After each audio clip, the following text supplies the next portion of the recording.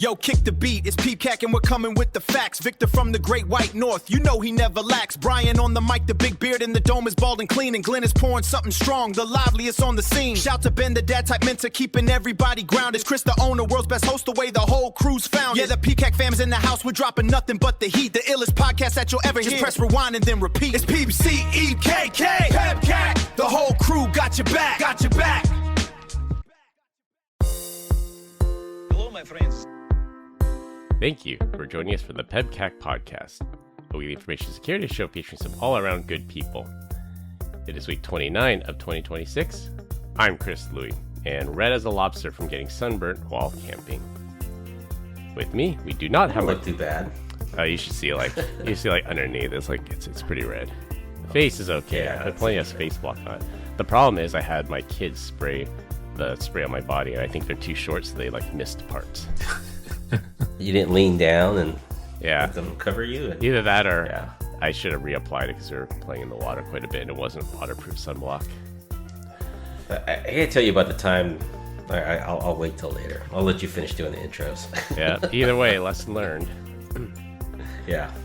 With me, we do not have my co-host, the Cloud Guide, who's celebrating his birthday today. Happy birthday, Brian. Happy birthday, old man. Happy 50th. It's a big milestone. Is it 50? That's it? I don't know. God, I just really like old. to call him old. So. I might be right. I say not be 60. Right. 60. Happy 60th, Let's call him Brian. 60. All right. Yeah, happy 60th, Brian. And we have Glenn Medina, and now Mark Safe from the Psychosploreous outbreak from Taco Bell. It was bad, dude. I was sitting on the throne all day long now. I haven't eaten lettuce since, so... but I do know one person whose mother went to the hospital based off of that in Southern California. So it doesn't sound like a fun thing to go through. It's unfortunate, yeah. Yeah. That's all we need for another reason for my kids to say they don't want to eat lettuce. Yeah. Give them another excuse. That's crazy. I don't think there's any amount of washing, right, that would help that. Yeah, I think they said cooking. The only way to kill it. You have to cook it. Ugh. Gross. So, no one likes cooked lettuce. Yeah. No, I think I'll agree with you on that. Our guest this week is the returning Jason Seaman. Thanks for filling in for Brian, Jason. Jason.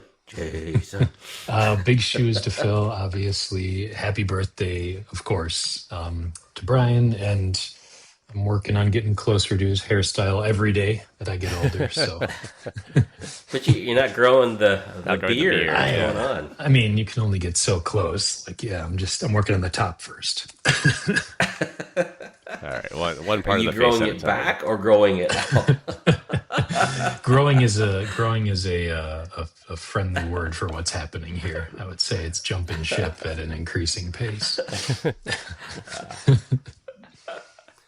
What do they say? That's a line of rabbits moving backwards, a receding hairline. The line that I like Dad is, joke already. Dad joke of the week. I like when they say, what do they say? Grass don't grow on a busy road, that kind of thing. So must be a lot going on up there. The Rolling Stone gathers no moss. I think it's one of those things. Oh, combined, we still have decades of information security experience here, not just to educate, but to entertain. We've got 3 awesome stories for this week, so sit back, relax, and try not to get released by the Baltimore Ravens. You guys see that? Their quarterback got released in 67 days, even before training camp starts.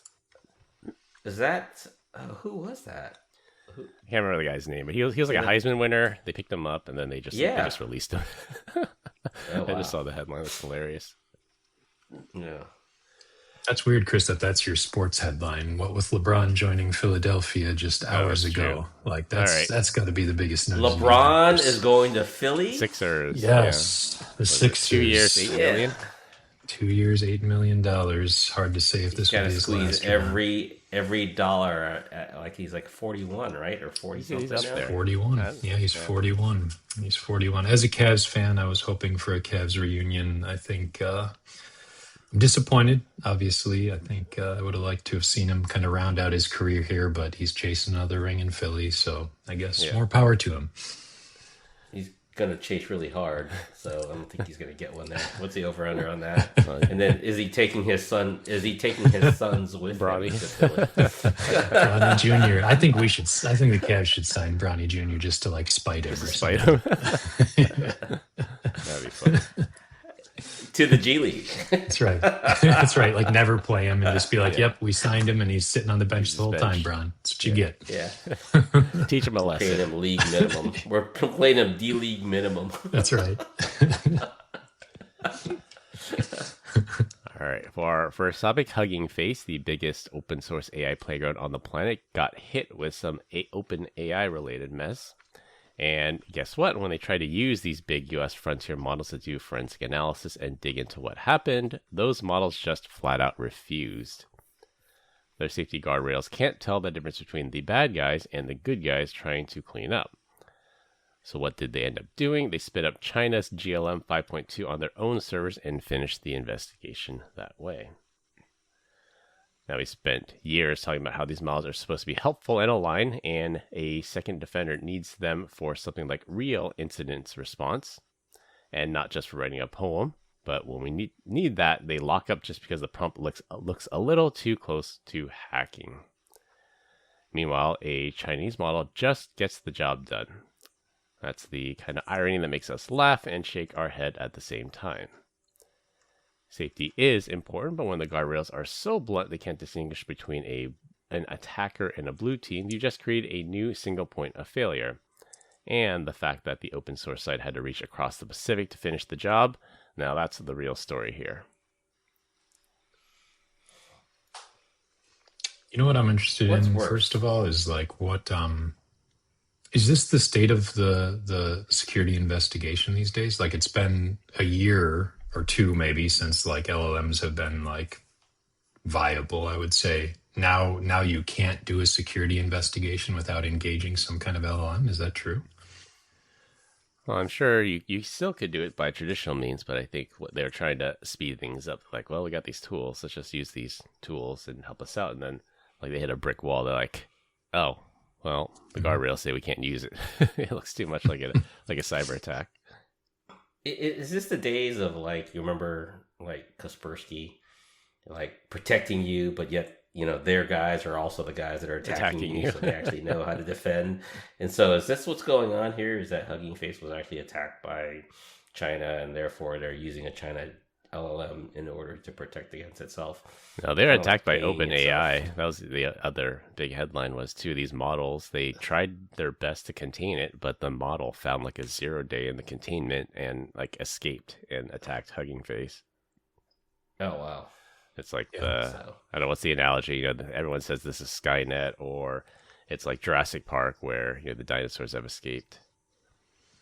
Yeah, it was really, really wild, like how interesting it was that the OpenAI model broke out of its own sandbox, then moved laterally through the OpenAI network to find something with an internet access, then rode that into Hugging Face, all for the purpose of, basically trying to cheat on a test. That's the like ultimate irony of it was really just trying to like get the answers to a security, test that it was being put through. And it thought rather than actually solving the problem, I can just hack out of this whole thing and steal the answers from Hugging Face. So it's like brilliant in a way and terrifying in another way. And like, I don't know. And then that third part is just the dependency that apparently now we need, like, again, I was saying, like, now we need to use LLM to fight against and discover LLM. Like, it's become this weird, like, must-have in the toolbox all of a sudden.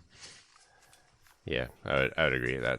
It's cliche to say, but I've heard people use the phrase, it takes AI to fight AI, and that's basically the only way we're doing it, because, like, we did a story last week, Microsoft released 540 updates on Patch Tuesday, 540 vulnerabilities patch. That's like at least 3x their biggest month, and they said it's all because of AI vulnerability discovery now, that they're finding bugs, they're chaining bugs, and we have to patch at AI speed as well.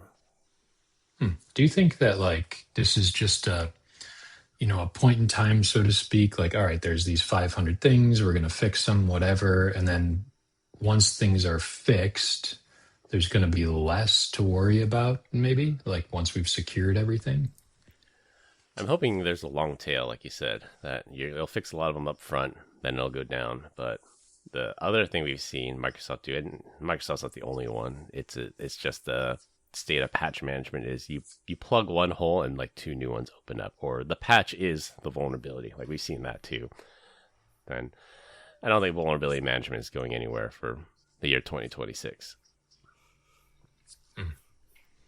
Interesting. Do you think that do you think they're using AI to write the patches then? And if so, is the AI leaving vulnerabilities, or is it like writing perfect code, so to speak?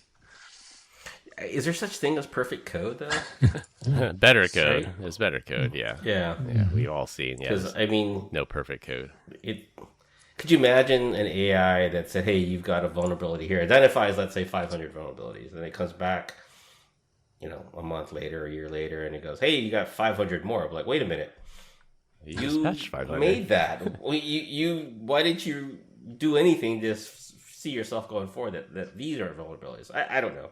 It's code, right? So yeah, it's really like surprising to me how good it is at this whole exploit game and chaining exploits and all that stuff. And yet still, when I use it for like recreational tasks, so to speak, it constantly makes mistakes. I mean, it's way better than it was, right? It doesn't hallucinate as much. It's certainly made advancements, but still, if I push on it even a little bit hard, the thing screws up left and right. And like, I don't even, so why is it so good at this one thing and so bad at other stuff? I don't get it. Else, yeah. I kind of liken it to like raising a kid. Go on. Garbage in, garbage God, out. you're really good. Yeah, it's like, it's how you lead it, how you train it, and how you ask it, how you talk to it, and how it matures. And at the end of the day, it's still a kid. It's still. I don't know at what point does it go, hey, you know what? I'm an adult now, right? I'm an adult LLM, and you're like, even as an adult LLM. Even as an adult, aside from being an LM, we still make mistakes. Yeah. So it's like this omniscient thing that's going on right now, right? It's still going through and processing. It's when it gets to a point where we're like, I've made the code, I fixed it. There's nothing else that's going to break this thing. It's like, we're in trouble. That's what we're trying to get to AGI, artificial general intelligence. Yeah. So we're good at prompting things right now. Like the other day, I said, write an app for me that does this. Then I prompted it. I gave it parameters, and it messed it up the first time. And like any engineering build, I just iterate on it, and I finally got a polished end result. But it's still me prompting it to do all that. We're getting there to the day where I just come up with an idea, and then the LLM will think of everything possible and write me a polished app based on like basically one input. Yeah, one-shotting it. Well, I think you guys are onto something too about this idea of like kind of garbage in, garbage out, or growing up or something like that, because I feel like maybe the code is kind of deterministic, like it can know if it's right or wrong, whereas since it doesn't really know anything, so when you ask it non-code related questions, basically all it's done is like accumulated all the knowledge of the internet. And what I'm noticing more and more, of course, is that the signal to noise ratio of today's society just keeps growing, right? There's so much more noise because everyone's got to have an opinion about everything. Everyone's got to post that opinion about everything. Yeah. And so if you're this big machine, you just ingested 10,000 opinions. And since you don't know anything, you don't really have a way to sort out fact from fiction. Yeah. Well, that was the Microsoft LLM, right? That what turned racist. Yeah, that was after 24 hours. That was right? Yeah. So, I think that was 6 years ago. That was the first attempt at AI. It went horribly wrong, and then the Google stuff, the original Bard, and the I guess Gemini V1 was really bad too because it was sourcing posts from Reddit as the truth, and it would say like, "Well, how do I make my pizza?" Cheesy, like make the cheese stretch, and then just put glue on your pizza. that'll make it gooey. Yeah, we've gotten better since then, but in the early days, it literally was the Wild West. Mm-hmm. That's right.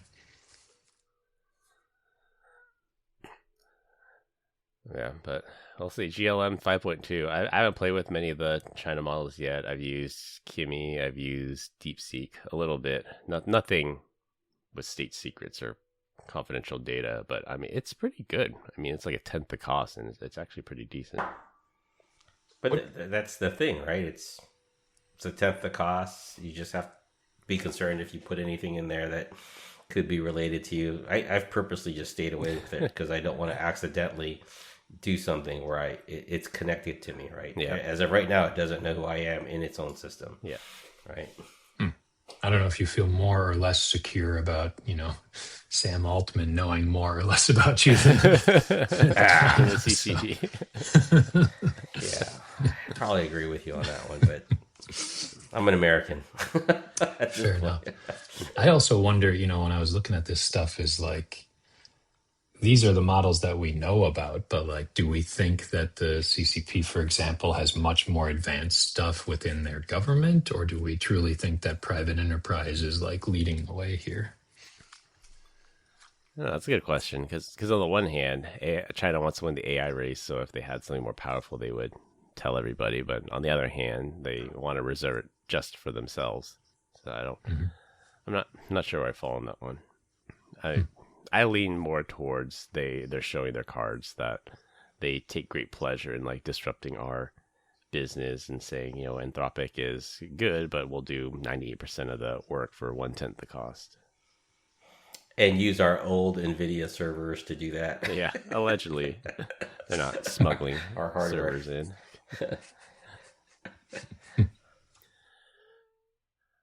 All right, for our second topic, Volkswagen just locked GrapheneOS users out of their own car app, not because the operating system is insecure, but because it isn't Google certified. That's the part that should make every security person here pause. For those of you who don't know, GrapheneOS is harder than stock Android, so it's an Android operating system, but has a better memory allocator, tighter sandboxing, and the best part is no Google services running on it by default. The people who actually need a phone that won't get owned, like researchers, journalists in contested area, and activists, they run it for a reason. Lineage OS and EOS strip the tracking and bloat in the same way. All three are more privacy respecting than the certified builds Volkswagen is insisting their users use. Yet VW outsourced the decision to Google's Play Integrity, which means if you pass the check, the app works. If you fail it, you can't lock the car, check the charge status, or adjust the climate from your phone. You bought the vehicle, Google now decides whether the app that came with it will talk to it or not. This isn't that new. Banks and streaming services have been doing the same gatekeeping for years. Now it's your car. The list of things that refuse to run and harden Google-free Android is turning into a list of things required to function in daily life. And most owners had no idea that it was in the fine print when they signed the paperwork. This one's interesting. Like, first of all, I don't think I understood there was a Google free Android. Is that, that's what it is? They forked it or something? Yeah, exactly. Since Android is open source, Google says, take the code if you want and do whatever you want with it. So someone did that, took out all the advertisements, all the Google server location services, everything that's on by default on a stock Android. And then they hardened it. So better sandboxing, better permissions, protection, and things like that. So a lot of like security conscious people run this. Like at DEF CON, you'll see a lot of people running like Graphene. But the whole point though is that it's tied to a car that Google now controls. It's the app. Like you have the Tesla app on your car and you can check the charge status and you can turn on the AC wherever you are. Like that'll work fine if you have a regular Android or an iPhone. But if you put a custom OS on your Android phone, then the app will just refuse to work. I gotcha. And that's Google's doing because it doesn't pass their quote integrity check. What doesn't pass? The operating system doesn't pass the integrity? Is that what you're saying? Like it somehow looks at the it won't OS. allow the app to run on the OS because it's not a Google OS. I mean, it's Google Android, but it's not one that Google created. So you're only allowed to run it on the official build of Android, not these variants of Android. Well, so you can't just change the user agent type to Google Android and be okay with that, is what you're saying? Yeah. I think so. I mean, I'm not an expert on how the integrity check works, but I'm pretty sure it has something to do with Google wants to make sure you're not using like a jailbroken or a rooted phone or something. Yeah. Maybe obviously like banks will do that to make sure you're not using like like a Trojan phone. And streaming services, probably so you're not running things in the background that can record the screen or mess with the video, or use a VPN to access it from India, so you pay a lot cheaper rates. But this is the first time I've ever seen it for like an actual car. Like you paid for these features for a car, and you can't use it if you choose to use a privacy-centric operating system. Well, it's because they were too cheap to build their own unlock mechanism, right? So, well, Google, they like their on by default services. They want to hoover up all that user data, sell you more targeted ads. Yeah. Chris, I noticed this is why this thing that you texted me from an iPhone. Have you thought about getting one of these de-Googled Android? Like, why don't you have a really secure phone? I did, like, for my work phone, it was an Android for a while. I did flash it with Graphene, and then I just figured the personal phone being an iPhone and the work phone being an Android phone, it was too hard to switch back and forth. Like, I've used Android before, so it's not that I can't learn it, but if I need to, like, airdrop something from one phone to the other, it's a huge hassle going from iOS to Android, so I've put all my eggs in the iOS basket. And I remember when I was at Iron Key, we had the founder of Silent Circle come and talk to us. He gave us a talk at our sales kickoff, and Silent Circle made the black phone, if you remember that. It was a very secure Android phone, similar to what Graphene today would be. Like, they stripped out all the extra stuff, and he basically told us that the most secure Android phone is still less secure than the least secure iPhone, just because of how Apple controls the entire vertical stack. So he said, if you really value privacy, go with any off-the-shelf iPhone. But if you want Android, you're going to have to jump through hoops to make it more secure. Wow. I didn't know that, but are you on Apple's payroll by chance? Are we sponsoring something? I saw Apple just became the most valuable company in the world again. Maybe we're onto it. Yeah. This is good. Huh. Yeah, I wouldn't have guessed that, by the way. Yeah. Some of the protections they put in, like, one of the things he told us, and again, this is like 10 years ago, so Android might have caught up by now, but it was maybe the iPhone 5, I want to say, and he said, the black phone, like, you can pull off the NAND memory chips and scan the memory, but if you try to do that on an iPhone, like, there's an encryption chip, like, in the data path, so even if you pulled off the NANDs, tried to read the memory, the data would still be encrypted. Yeah, that was just, like, one example he gave us, which I thought was pretty interesting. Mm-hmm. But I play with Graphene. I mean, it's cool. Like, there's a Google Play Store, and I recommend it for privacy-centric people. I thought about it for one of my kids, like, maybe an Android running Graphene, but they're like, no, just get the kid an iPhone SE and call it a day. Like, I asked AI, I'm like, is an Android phone running Graphene good for kids that just want to text and Google Chat? Like, no, just get them an iPhone SE and call it a day. It's giving you product advice. That's right. It's interesting. It must know some 0 day that it wants to land on you someday. So it's just shepherding you towards its clutches. Yeah.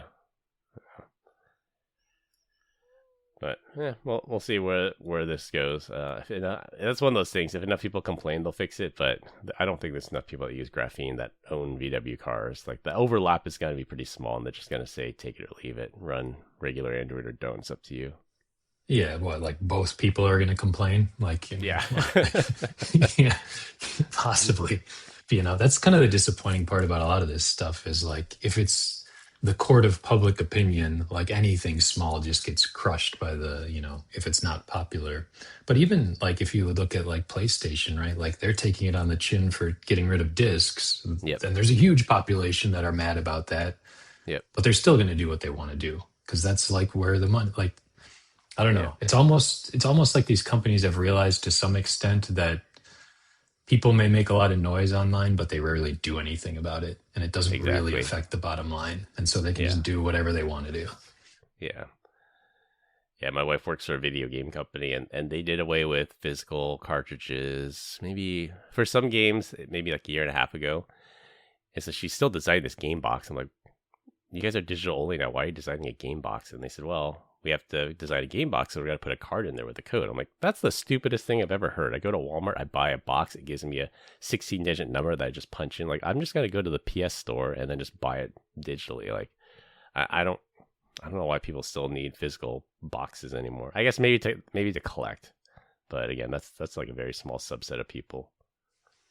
We have time for a brief aside here. Number one, I didn't realize your wife worked for a gaming company, and number two, it sounds like she's in kind of a design-related space. How's she seeing the AI stuff coming at her? They've standardized on one AI model, and she says it's terrible. Like they give the peons, I'll call them, they give the peons access like the base layer level of this AI, and maybe some people that have a business justification will get another layer. And she says like it's good for like fixing an email or creating a list out of a chat, but she says that's about it. I will say they have not fully embraced AI, and I think the company is paying for it as well. I bet you most companies haven't embraced it in the way that they think. Like they're leaving it to like just prompt instead of using, Claude code on the side, so that way you can do your thing, or even Cursor, right? Or agency. It's all most of the fundamental. Yeah, it's just more of the fundamental easy stuff like search, as opposed to like taking advantage of it and having it do other, agentic things. Like help me sort my calendar, help me identify what tasks I need to do, and control, create tasks or skills based off of that. Right. Or I don't think anyone's using something skills. simple like write me the JQL code in Jira to make me this dashboard that shows me this, this, and this. Like it's as easy as that. Yeah. Like we don't have to have database engineers anymore. You can just say, give me the DBA code to run this, select star from users. And just like my Cisco rack, I used to have a rack of Cisco gear. I had some dream of becoming a CCNP one day. And I said, no, I can just ask Grok or ChatGPT, what's the command to bring up port 15? And it'll just give it to me. I don't need to memorize that stuff anymore. You're not like me that be like question mark more. more. What's that code? What's that line? Dang it. Hats off to all the CCIEs out there that did it the hard way, but yeah, your job is about to be obsoleted. I'm an emeritus, Chris. I'm an emeritus. So it was actually, funny thing about that whole process that I went through was it was basically obsolete the moment I did it, in a sense of like, so much of it. See, the thing that happened with the CCIE was it got gamified really hard because so many people were like trying to memorize it. I mean, there was cheating on it. Like literally one of the guys in my test pool got caught cheating. Like that was the wildest thing I ever saw, was like the instructor coming from the back while we're all there, router commanding our hearts out. Right. Yeah. And this one, the instructor comes out and he's like, so-and-so, why don't you come in the back with me? And this guy stands up and gets a half step towards him. And the instructor goes, oh, and grab your cell phone that you're hiding under those papers there too. And we're all like, ooh. Someone got in trouble. Yeah, man. You could hear it through the glass wall behind us. This guy was just dressing him down like, how dare you come in here and try to do all this, that, and the other thing. But it was just because of all that, it was just such a series of like unrealistic scenarios, like on a super time crunch, that I learned a lot. Don't get me wrong, I'm glad I did it, but it was obsolete then, and to the point now, like now you have SD-WAN, which makes things way easier, and now you've got AI on top of that. Like it's just all of that arcana is kind of pointless at this point. Yeah, they built GUIs on top of it too, so it's not just command line anymore. Mm-hmm. Yeah. Well, who types anything in search anymore on Google? I don't. Like, I just open their ad revenue's got to be disappearing, right? Yeah. Based off of the things that you could do inside of AI. Yeah, so. I just fire up Grok and I use WhisperFlow. Cody, friend of the show, got me onto WhisperFlow. It's really, really good. What do you use WhisperFlow for? It's speech to text. And it's better than like the standard Google dictation that's on the phone. Like the Apple. The Apple dictation is 80% there, but WhisperFlow is probably like, if it's not something obscure or weird, it's like 98+% accurate. So do you use the text to speech as the WhisperFlow as the keyboard then to the rest of your phone? Yep, exactly. Oh, okay. So if I'm trying to code an app, I'll say, rate me an app. It's this color, and this color it does this. It's got this feature, but in this corner case, don't do this, and it should be available in landscape mode and portrait mode. Like I'll just start vomiting at the mouth of what I'm thinking, like stream of consciousness into the AI, and it builds me exactly what I want based off that. And you talk way faster than you talk. Like, I can type pretty fast, but I can talk faster than I can type for sure. I think I installed it after having Cody on the thing, but I never did anything with it, and I was like, yeah. Yeah, if they ever get a message from me in the group chat and it's really formal, like it has quotation marks, it has line breaks and everything, I use WhisperFlow. Yeah. Because you can set it to formal or casual. It's always defaults to formal, and I'm too lazy to change it, but you can tell. Anyways, I like it. Cool. All right, for our third topic, this will be our final topic. I don't know if you can tell, I'm a little bit under the weather, and I'm just going to cut a little bit short today. But for our third topic, this is... Sunburn? No, not the sunburn. Sunburn no, fever? I think I drank like the river water or something. Like I got a stomach bug, and I'm not feeling great, but wanted to... You got the lettuce version of water. I think so. Yeah, I saw some river algae or something. Yeah, you got to drink some vodka. That'll fix it. Yeah. All right, so this is a classic "Your VPN is not the privacy shield you think it is" story. Microsoft has this thing called the Global Device Identifier, or the GDID. It's a persistent device-level ID that gets stamped on your Windows install the moment you set it up with a Microsoft account. And I don't know if you two have set up a Microsoft or a Windows machine in the last 5 years. There's basically no way to set it up without a Microsoft account anymore. Yeah, well, you could set it up, and then you could create an ID that doesn't, and then you remove that ID as the way around it. Yeah, so exactly. There's a way around it, but yeah. Yep, it survives OS updates, reinstalls in a lot of cases, the whole 9 yards. And in a recent court case involving a 19-year-old kid tied to the Scattered Spider hacking group, prosecutors used that exact ID to stitch together activity from across 3 different countries. Now, the kid was pretty smart. He had good OPSEC. He was hopping VPNs and proxies, but the machine itself kept reporting the same unique fingerprint back to Microsoft services. So the network path was hidden, sure, but the hardware signature was not. Microsoft line is that it's just for licensing and software management, not for ads. Cool story, bro. The reality is, once law enforcement has that ID, the VPN just becomes theater. If you're still rocking a Microsoft account on your daily driver and think your $10 a month VPN is making you invisible, you are just kidding yourself. Local accounts, Linux, or accept that the OS is your tracking layer now will be your only options. I'm baffled at the thought of a hacker using Windows. First of all, like I think of that movie Hackers, and I don't remember any Windows 95 backgrounds in that at all. Maybe the FBI agent, but yeah, definitely not the hackers. Yeah, like that's not cool, man. Like you got to be a little bit like with the hoodie and all this cool stuff, and the VR headset. Yeah. What's this guy doing running Windows? That's embarrassing, to be honest. Yeah, I wonder if he had to use it for because the Scattered Spider crew, they're known for social engineering, so they would have to have Windows to hack into places, so they'd have to use Microsoft Authenticator and things like that. It might have necessitated that they use Windows. I don't know. I'm just spitballing here, but yeah, you're right. Real hackers use Kali. Yeah. Is this new news about this GDID, or this has been around for a long time? Yeah. It's been around a while. I want to say it only got shown the light maybe within the last month when the indictment for this 19-year-old kid came out, and people read through the indictment, and the piece of evidence that tied him to all these hacking sprees was this GDID, and people were like, huh, what's that? So they started asking Microsoft about it, what's this GDID that got this kid pinched? And then they're like, oh, yeah, we use that for licensing and software inventory, and if the FBI asks us for it, we'll give it to them.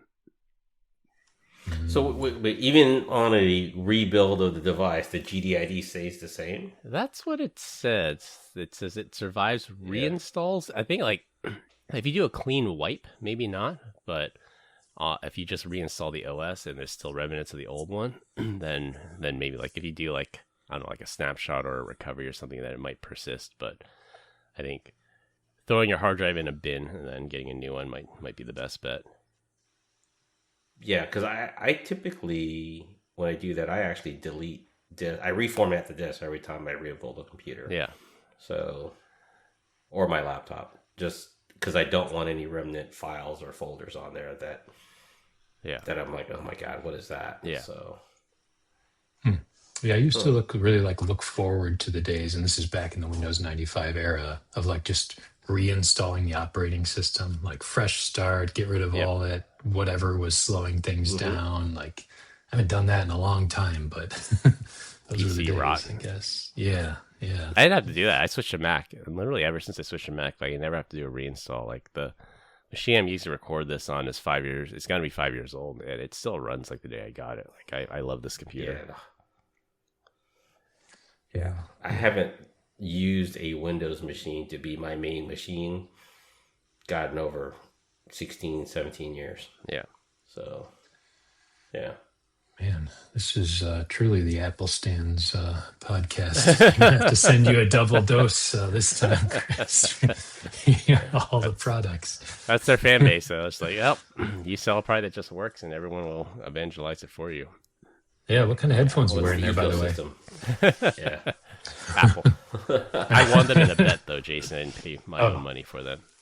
Oh, that's a bet related. That's a nice prize to bet on. You must have been risking something there. It was. You got two of them. I got two of them. Yeah, I got one for my wife, one for me. I bet our sales leader that a opportunity would come in this quarter. He didn't think it was, and we moved heaven and earth to get it in this quarter. And he was a man of his word. He bought me 2 sets of these. That was a bet he was happy to lose because he got paid. He got paid. Yeah. So, awesome. Just a little motivation for his. He wanted you. He won that bet. Yeah, it or that's not. True. Even though he lost, he won. What he didn't tell you was he had a bet going up north that was like 10x your headphone cost. Probably. Right. Yeah. So, he was really just hedging. That's right. Yeah. That's right. Yeah. I mean, no, there's something to be said about Apple, like even somewhat related to this story, that Apple has their own privacy page, apple.com/privacy, I think it is. And they really respect privacy. Like they only now are just starting to sell ads on Apple Maps. And it's been out for decades. When like Google Maps, that was probably like the first thing they did was probably integrate ads and tracking and everything into it. Apple is an iPhone company. They make all their money on selling handsets, and they don't make much money on ads and other things. So that's where their focus is. They want to make the best darn handset on the planet. What do you make of that sale of ads now in Maps? Is it just the desperate climb to make number go up and to the right? Like these need more revenue, so that's what they're doing? I think it's diversification. I think Apple realizes that they can't sell phone handsets forever. That was Tim Cook's job, actually, was number one, to move manufacturing out of China to diversify the risk, and number two, to pivot them into a services business. Because when you think of hardware, what hardware did Tim Cook release? He released these $5,000 goggles that nobody that I know owns, and that's it. Different iPad, different iPhone, different watch, like AirPods. Yeah, all this was started at least under Steve Jobs, and it's very telling that the next Apple CEO is a hardware guy, not a supply chain guy. They're going to pivot back to selling great hardware again. Interesting. I mean, they're still the most valuable company on the planet, so hats off to Tim Cook. You did well, but again, when you think of innovation, what's the last thing Apple released? These fancy goggles. That's it. You got them into streaming. They got Major League Soccer. They got Apple Music that nobody except Glenn uses. And what are you talking about? What are you talking about? Apple Music. What did you just say? So you're one of the few people I know that use Apple Music. Like I have a free subscription to Apple Music. It comes with the subscription. Yeah. It comes with the subscription. I have a free one, and I still use Apple Spotify. One. Yeah. Like if it was up to me, I can make the change. But the family is too used to Spotify. I can't get them to switch to Apple, so I'm like, I give up. Wow, you just uninstall Spotify.